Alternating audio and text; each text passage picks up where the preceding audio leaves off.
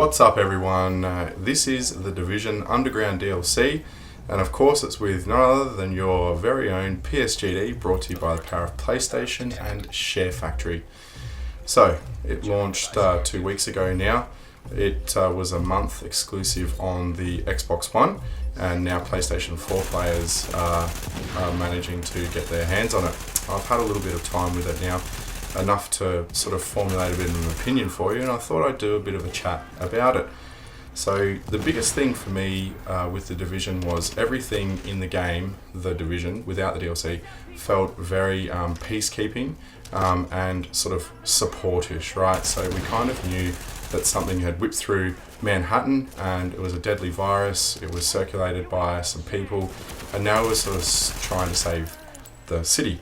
But with the Underground DLC, I felt like the initial reaction for me was, wow, like this is happening real time. We're not in a support mode anymore. We're not just trying to weed out a bunch of people.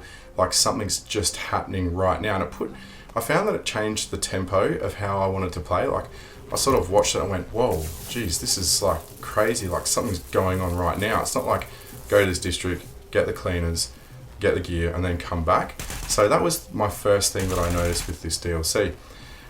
What accompanied that, which I thought was very, very clever and well done by Ubisoft, was the music. They put music into this DLC, and it's changed the entire scope, I should say, probably, of the game.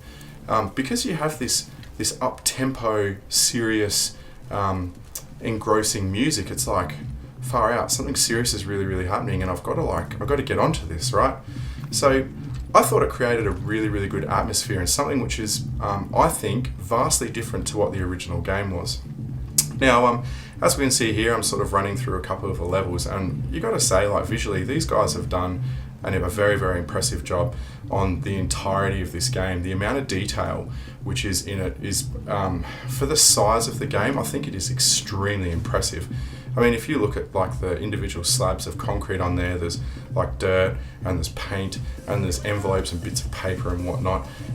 Visually, very, very good. And they've, going underground has given them not much to work with, but they've certainly made something of it.